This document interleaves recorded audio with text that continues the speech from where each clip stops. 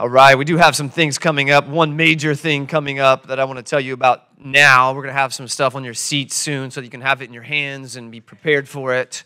But every year since we've been at church, we have done something called Christmas Under the Stars. And some history on that is the first time we had a Christmas as a church, the building was not available for us that we were renting, so we literally went to some farmland and had Christmas under the stars. And if you were there, you remember that. It was terrifying because there were no lights and a fire was raging by the person who was starting it and shouldn't have been starting it. And we thought the whole place was going to catch on fire from people's cars parking where the grass was too tall. But we had so much fun that we did it again the next year and the next year, and we're going to do it again this year. The last 2 years, we've made it a little bit more formal, and this year, we're going to scale back Polk County a little bit, and we're going to invite you to bring some food and share some of your food with us. It's going to be a Christmas potluck is what it's going to be, and we'll provide some other things, and I'm going to bring us some two little, maybe not little, I don't know what you want to call them, but I got 2 RVs coming. They're going to park out here, and we're going to have our own little camp outside as a church family together. So that is Saturday, December 21st, so make sure you mark your calendar for that. I'm excited that you're here with us because you're here this weekend, whether you know it or not, to help us kick off a 3-week series of messages where we will be focusing on a growth. We're going to be focusing on growth because believing that God always wants to do more through followers of Jesus. I want to talk to you about how you can help us as a church. I want to talk about how you can help us grow into God's vision for us. Because we believe that God's vision is always greater than our resources. It's always greater than our resources because there's always more that God wants to do in the world through the local church. So what I want to talk to you about today is what you can do to be a part of that over the next 3 weeks, what you can do to help us grow into the vision that God has for us. But I need to warn you. I'm going to warn you that there may be some growing pains that you experience over the next 3 weeks. I don't know if you grew up with growing pains, but I did. And they got me good, and I passed it on to my youngest daughter. Growing pains for me as a kid growing up, they would hit me in my feet. I don't know why they would go to my feet, but they'd always go to my feet, and it would always come upon me in the middle of the night when I was sleeping. Anybody else have that experience in your life, growing pains? Did God just curse me with this? Because when I would wake up in the middle of the night when I was a kid, I would think, I can't handle it. I can't handle the pain that my feet are causing me. And so I go into my dad's room as a probably 12-year-old boy, I don't know. And I would climb into bed with my dad and say, Dad, you got to rub my feet, man. I cannot go to sleep. I'm not going to be able to make it to school tomorrow. And my dad would literally rub my feet until I went back to sleep to help me through those growing pains. But you know, growing pains come with a promise. Growing pains promise you that you're going to get taller. And they promise you you're going to get stronger. And they promise you that you're going to become more mature as a human being. And so there's some promises that come with these pains that you may experience over the next 3 weeks. But I'm just warning you, it may come.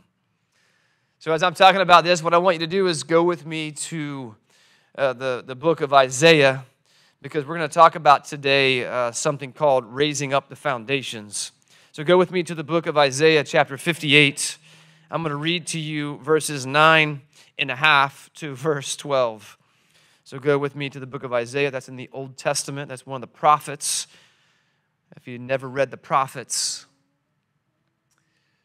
you're going to know the real struggle of God's people when you get to that book in the Bible, the prophets, Isaiah, Jeremiah, Ezekiel, some of those books where God's people had to come face to face with who they were and who God was calling them to be.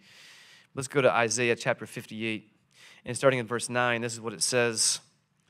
If you remove the yoke from among you, now just give you a picture of what a yoke is.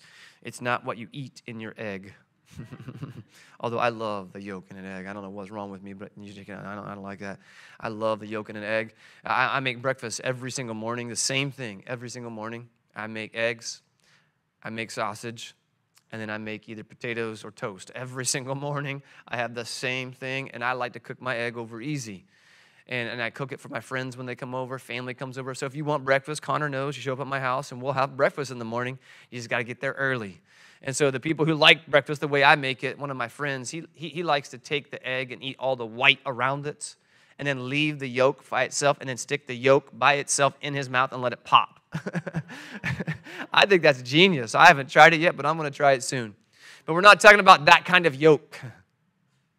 The kind of yoke we're talking about is, it would be like a big piece of wood on your back, kind of designed to fit around your neck. And it would stick out both sides. You would have ropes on the ends of both pieces of that wood, and that's how you would carry heavy stuff. You would carry buckets of water. You would carry blocks. You would carry things that you couldn't normally carry with your hands that far, but you'd put it on your back. That's a yoke. And so in this scripture passage, it's saying to, if you remove the yoke from among you, the thing, this burden that you're carrying around, which is the pointing of the finger, that's the yoke that they're carrying, the speaking of evil. It says, if you offer your food to the hungry and satisfy the needs of the afflicted, then your light shall rise in the darkness,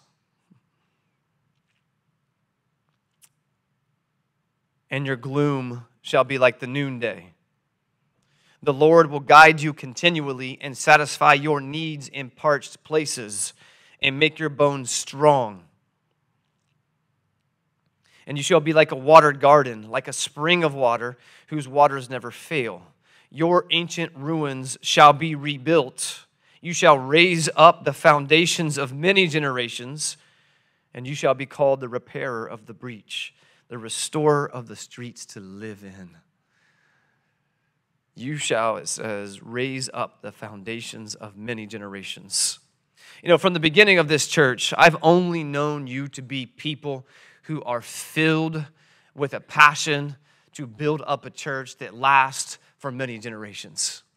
Like, I've only known you to be the kind of people who want to build something strong for those who will step in these doors someday who aren't stepping into these doors right now.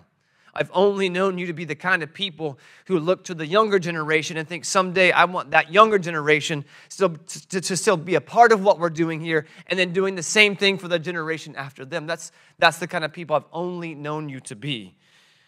I've never once seen you give me the impression that growing pains aren't worth it. As a church, I've only seen you be the kind of people who accept challenges and all the discomfort that comes with it as a precursor to God's promise to do more through our church.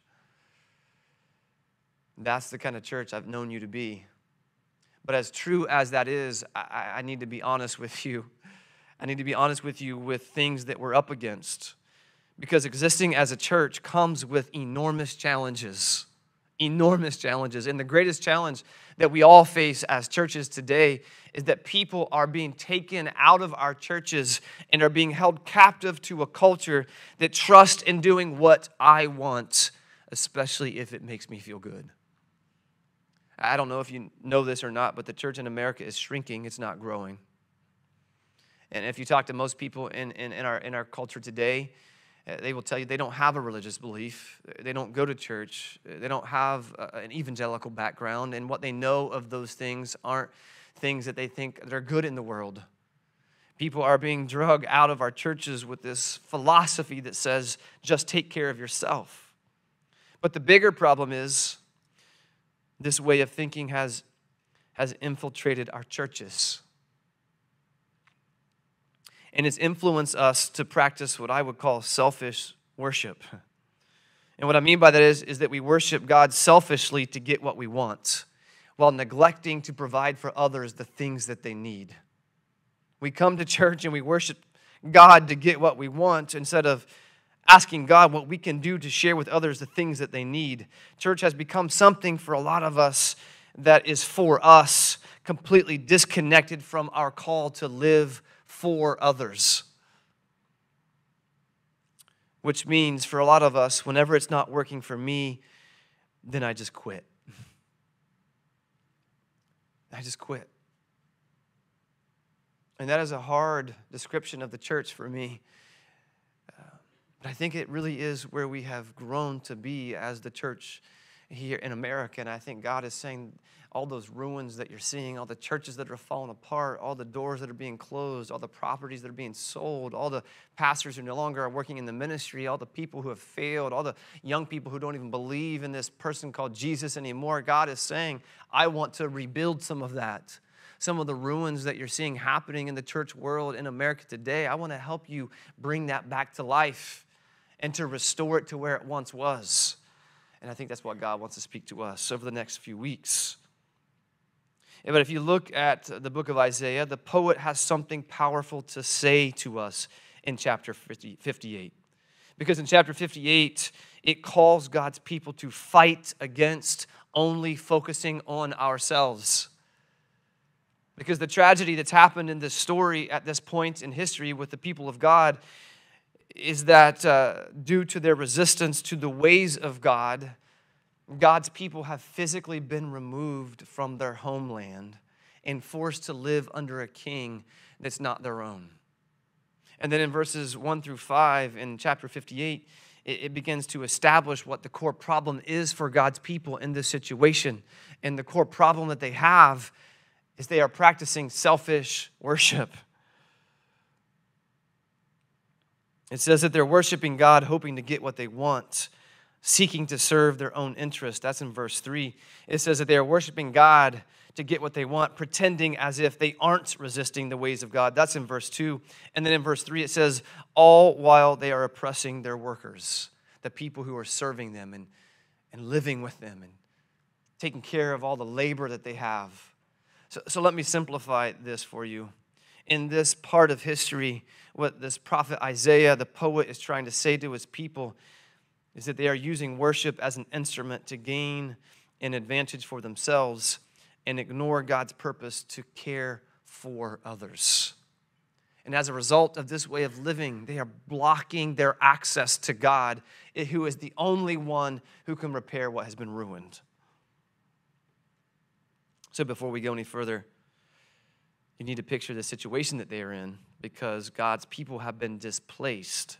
They've been picked up and moved to locations where they don't want to stay, under a king and a ruler they don't want to follow, dreaming of going back to a place that they once lived to see a destruction that they don't want to imagine. It's sort of like what happens in hurricanes around here. How many of you have lived through a hurricane in Florida? Yeah, if you haven't, just wait. It's coming. If you live here long enough, it'll eventually come and find you. I grew up in Ohio. Gabby's terrified right now. She's like, I'm leaving. I'm getting out of here. I grew up in Ohio, and I grew up with a grandmother who is a 6 on the Enneagram, which means she's always assuming the worst is going to happen in the world. Like she thinks the things down the road that could possibly happen, and she just gets terrified that these things can happen. And so when I moved to Florida, she was always waiting for a hurricane to come find me. and you know how the news works because you live in Florida. They always make it worse than it's going to be. Now, occasionally it comes and tricks us, but the majority of the time, they just want you to watch the news. And so if you haven't lived here before and you're living in Ohio and you're watching the news, you think the end of the world is coming to Florida because there's a hurricane that has a name and it's heading in your direction. And so my grandma got even more terrified. When I told my grandma, when the hurricanes come, I get excited to a certain degree because that means waves are coming. And she's like, oh, honey, you can't go do that. You can't go surf in those waves. You're not going to be all right. I said, Grandma, I'll be all right. I'll call you when I'm done with it and tell you how it went. But she is terrified of hurricanes. And a lot of people are terrified of hurricanes. But think about what hurricanes do to us. They remove some of us from our homes, especially if you live on the coast and the path of the storm is coming for the city that you live in. Like we pack our stuff up as quick as we can and we get out of town. I don't know if any of you have ever lived on the coast when the hurricane has come before, but Brooklyn and I lived on the east coast of Florida in Melbourne the year that the 4 hurricanes passed through Florida. Remember that year, those of you who were here? 4 hurricanes passed through Florida that year. 4. And 2 of them were headed right in the direction of where we were living. And we'd never lived through a hurricane before. We're living in this townhome that we're renting, and we are convinced, even though we live 10 miles from the beach, and we are convinced, even though we don't live near any water, we're across the causeway, we're convinced that when a hurricane comes, everything floods.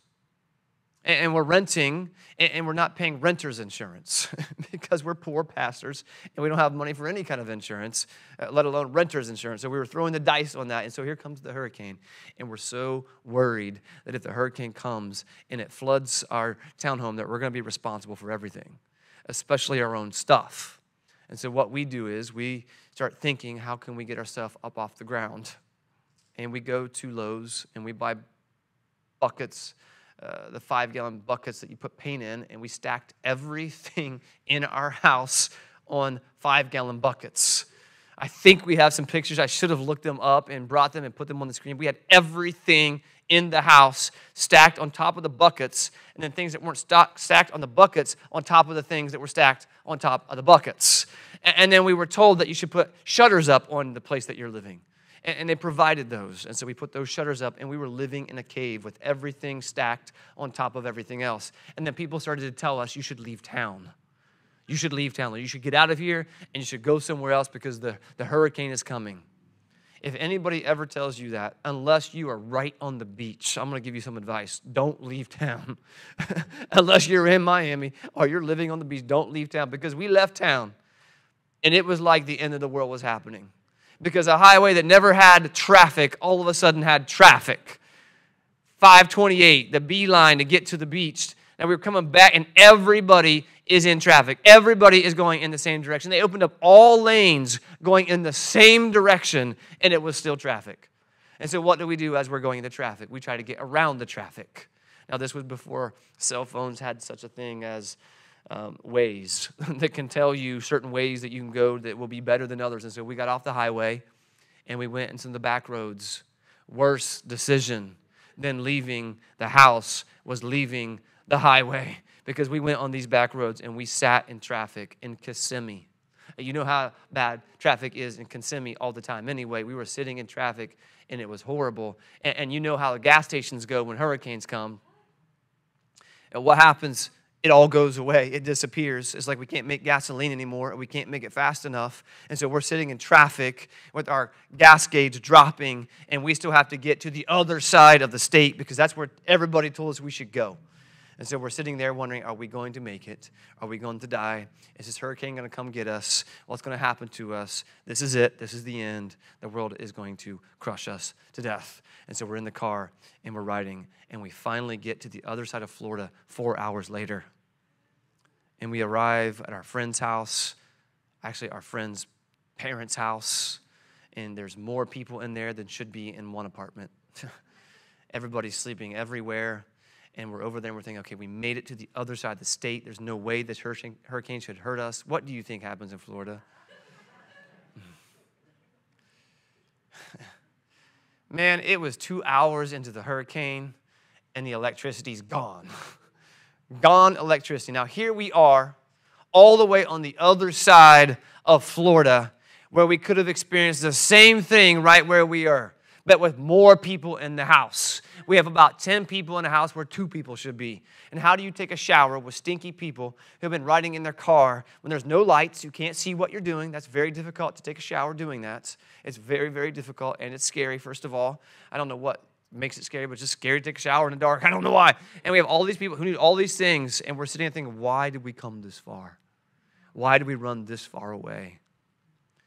But if you've ever done this before, if you've ever run away from a hurricane, this is what you think of the entire time. I can't wait to go home. I can't wait to go home. I just want the storm to pass, and I can't wait to go home.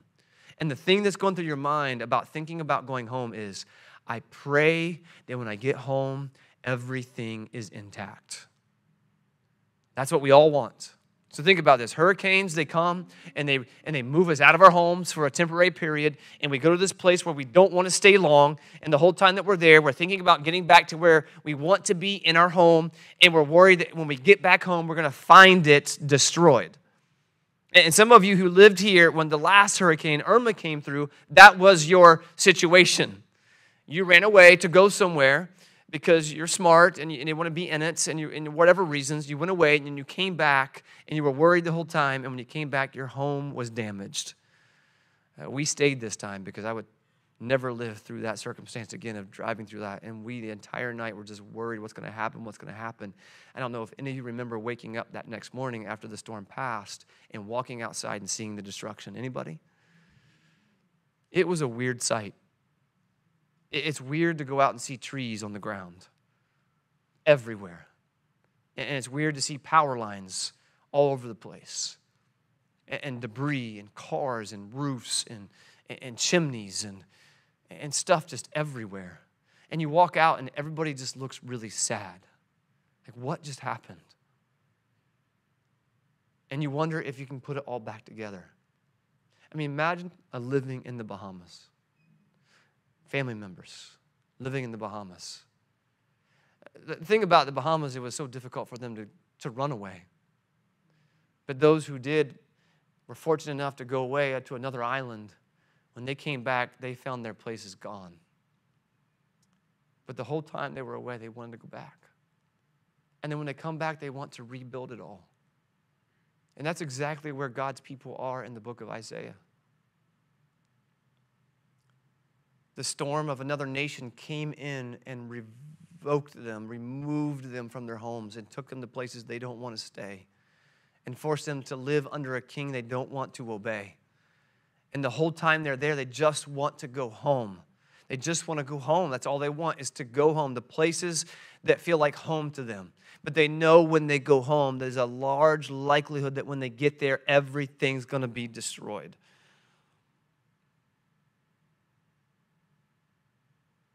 And it's selfish worship that got them into this mess. It's what got them into this mess. If you read the book of Isaiah up to this point, you'll see that they did not listen to what God was telling them. They would not listen to what God would tell them. They kept doing their own things and going their own ways. And then they would go and they would worship God in their own ways, which didn't look like church today. It looked much different than we do today. It was sacrifices, and it was meals, and it was celebrations, and it was getting together. But they worshiped God, hoping to get from God what they wanted. And God kept saying to them, listen, just follow my ways and things will work out for you. But they kept going their own ways and doing their own things. And that's what got them into this mess, is that we'll worship you, God, if you'll give us what we want. But God said, that's not what you're going to get. I'm sorry, that's not how this relationship is meant to be. And so the question is, if that's how they got into this mess, how will they get out of this mess? In Isaiah chapter 58, verses 6 through 14 explains, because it says this, it says, the kind of worship that I choose, God says, requires doing without.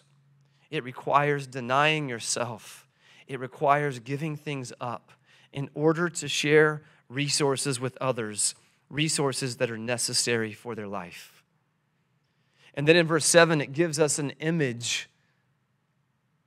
It gives us an image of the hungry and the needy existing as your kin.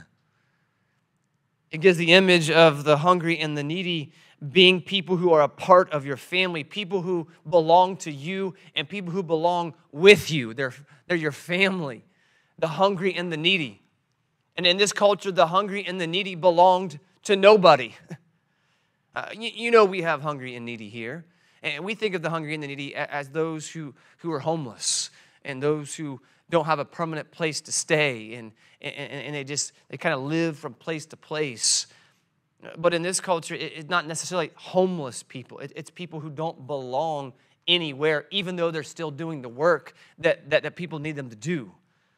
They're hungry anyway because they're not getting paid what they need to be paid. They're not getting compensated for the things that they've been working for. So they're hungry and they're needy. And they exist to no one. They're related to nobody. Even their family disowns them. And it says that these people are your kin. They're your brothers and your sisters. They're a part of your household. Today we think about households. We think about the nuclear family. We think about mom and dad and two kids and a dog. That's what we think of. Or we think of when we're single, just myself and maybe my pets or maybe a friend who lives. We just think of that household. But the household for them was everybody in their family. Everybody in their family. Grandma, grandpa. Sons, daughters, grandkids, cousins. I mean, I think sometimes in Brazil, that's more the situation of people living as families together. Like their families, not just mom and dad, it's everybody. If you need to live with us, you live with us. And in this case, that's the way it was in this culture. And the hungry and the needy were always pushed out. But in this case, it says they become a part of your kin. Those who get the benefit of your inheritance and of your wealth. As I'm thinking about this, I'm imagining how that shapes our relationship to people in Lakeland. I'm imagining and trying to see how that shapes our relationship to Oscar J. Pope Elementary School. And I'm imagining how that shapes our relationship to Southwest Middle School. I don't know if any of you know the story of what happened at Oscar J. Pope Elementary, but when the tornado came through just a few weeks ago, everybody was hearing the story about Kathleen Middle School or high school who got their roof ripped off. It was on the news. And so when something gets on the news, people notice and they pay attention and they start giving toward it. But Oscar J. Pope had a roof completely collapse on 2 of their classrooms, and it didn't make the news, which I don't know why. I'm not trying to call anybody out, but it didn't make the news. So how many resources do you think they were receiving from the Lakeland community trying to help them get back into shape? They weren't. And they weren't complaining about it. They weren't saying it's not fair. But guess who were one of the first people to find out that Oscar J. Pope's elementary school roof fell in? Who do you think were one of the first people who found out? It was Kiera, our kids pastor, right here at Somos Church. And so she calls me and she sends me pictures. Coy, look at what happened at Oscar J. Pope Elementary. It completely collapsed on their classroom. 2 classrooms gone. And I said, okay, Kiera, what can we do? Tell me what they need. What are they working on? She said she went to the school and they were just walking around not knowing what to do, because what do you do with 2 classrooms full of kids and nowhere to put them? What do you do when all the work they put in for this long in the school year has been lost? And she said the kids were just kind of sitting there crying, worried about all their papers and their desks and their chairs and their folders and all the stuff they put in that room, and they're just sad. And everybody's just kind of walking around like, what are we going to do? Like, what are we going to do? What are we going to do? And I said, Kiera, what can we do as a church? And I said, I want to know what we can do to help them. And so they created a list of all the things that they want to get back into the classroom. And because all of you give above and beyond the things that we need, we were able to help them get the most important things that they need right now. We got them chairs, and we got them paper, and we got them pencils. We spent, I think, around $1,500 to get them back into the classroom. But not only did we do that, we found out this week they needed help getting back moved into the portable they're not going to be living in as a class. And so they called us and said, hey, can Somos Church help us get back into our classrooms? We need people to help us move. And so 2 of our young people spent all day yesterday moving those teachers back into their classroom, everything they moved with their own hands back into that classroom. And so if you go on Facebook or Instagram or wherever today, you will see people from Oscar J. Pope saying to us, thank you, Somos Church. Thank you, Somos Church, for noticing us, for paying attention to us, and coming to be partners with us. And I'm not telling you all that to say, well, we're super great. What I'm trying to tell you is they are our brothers and sisters. They're our kin. Like they're us. And when you see them that way, when they have a need, you try to fill it. And when they're homeless, you try to give them a home. And when they're hurting, you show up and you hurt with them. And so I just think about that. It just happened. And there's so many other ways that we can be kin to the people of Lakeland, especially the Oscar J. Popes. Southwest Middle School is a place that I visit a lot. You hear me talk about it. And there's not very many days when I visit Southwest Middle School where they haven't had a fight between 2 students. And I can't figure it out. I don't think that kids today are any more crazy than we were, because some of you are crazy. Like some of you are crazy. I was crazy. We were all crazy when we were young. I can't figure out why kids at one particular school are getting into more fights than I remember people getting into fights in my school. Almost every day I show up and there's a fight somewhere in the school. I'm talking to the administrators and their heads are just confused. Why are there so many fights in this school? And I'm hearing the morale go down. I mean, they're going to be all right. They're resilient as principals and administrators and teachers, but I'm hearing the morale start to go down. Like, why is this continuing to happen? And I'm thinking to myself, there has to be a solution.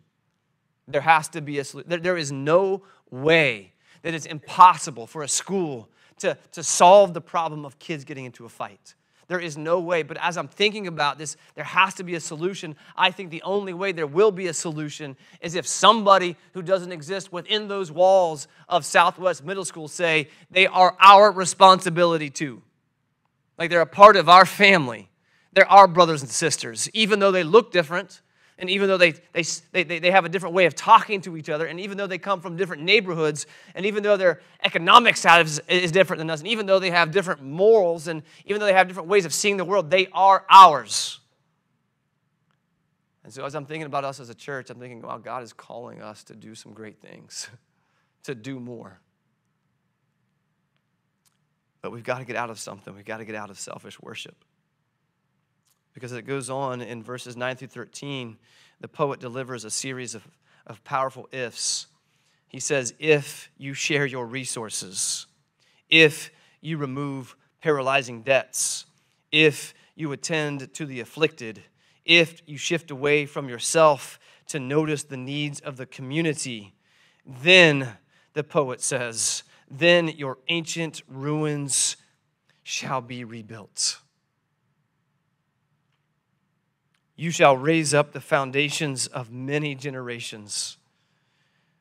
And normally the word raise up is an action that God takes. But in this case, it's God's people who get to raise up from the ruins something that was once devastated and destroyed.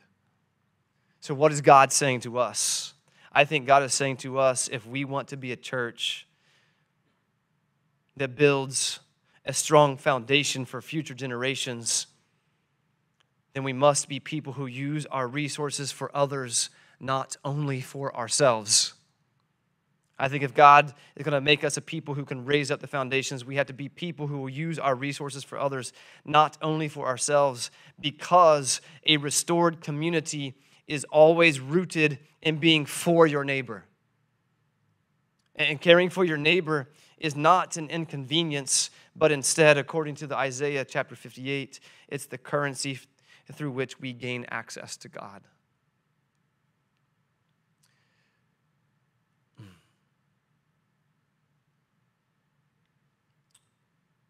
Worship without living for others doesn't work. It's not what God desires, and it's not what is compelling for others, because it doesn't reveal a different way than the one that's holding our world captive. The way that says, do what's good for me as long as it makes me happy. Because when we generously share our resources, especially with those who need support in life, then we will have the energy and the fortitude and the resources to rebuild something great. I don't think God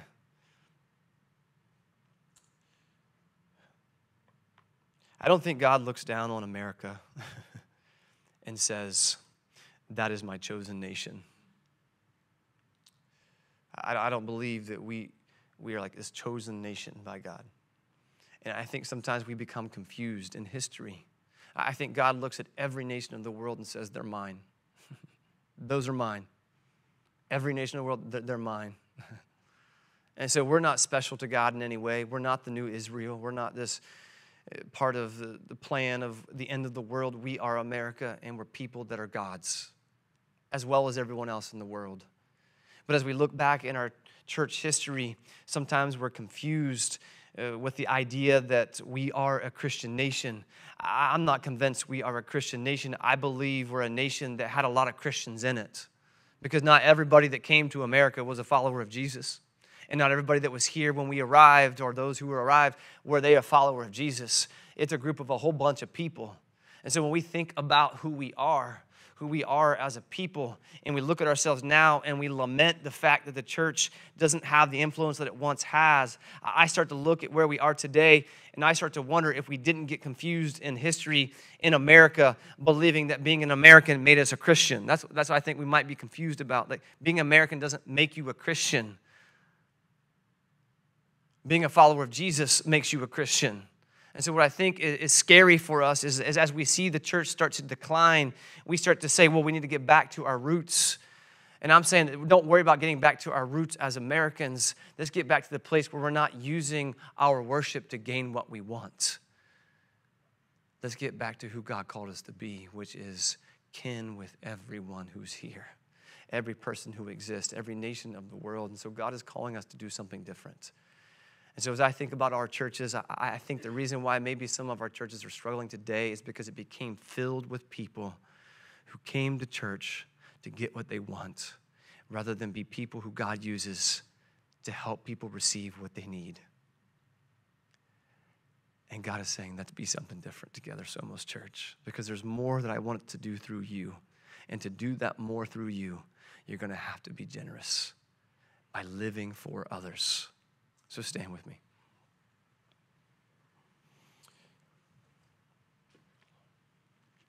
I don't think it's sweater season yet because I'm getting sweaty.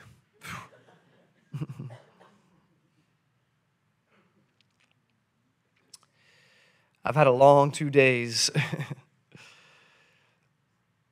I flew up yesterday morning to see my family and my grandpa and came home and got back late last night. And then woke up early to go help with the Red Ribbon Run.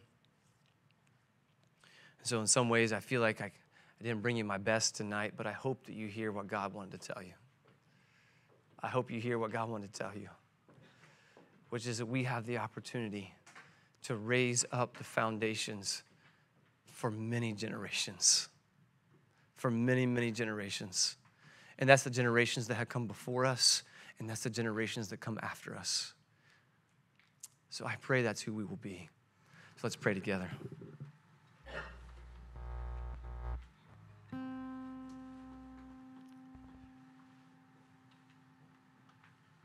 God, you're the one that speaks to us. You're the one that speaks to us, and you say those words that we need to hear.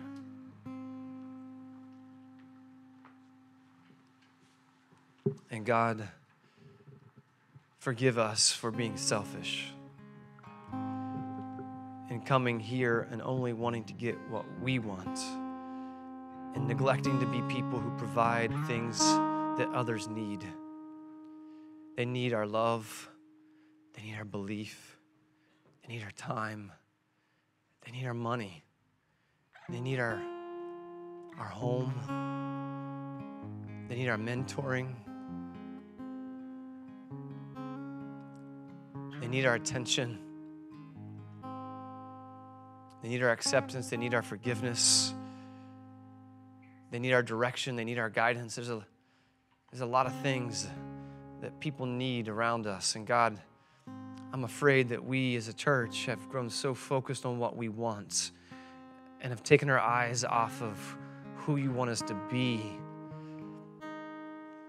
that we've neglected to care for those you've placed in our presence to provide those things that they need. Because God, you're the one that blesses us with everything.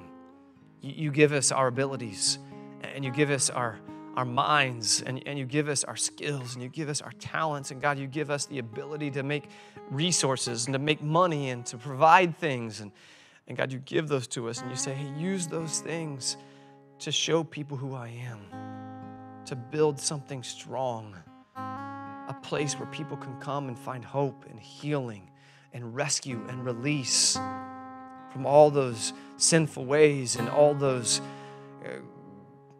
unhealthy places. And so, God, be with us tonight as we want to be people who share what we have with those who need it, so that we can build a strong foundation for future generations. Because God, if we miss that, if we miss being that in this community, if we miss being for Lakeland, if we miss being for Oscar J. Pope, if we miss being for Southwest Middle, if we miss being for Carver Village, if we miss being for Lakeland, if we miss being for those things, God, our foundations will crumble and they will fall. And then you'll have to bring us back to life again someday. But God, give us life now that lasts through eternity. In your name we pray. Amen.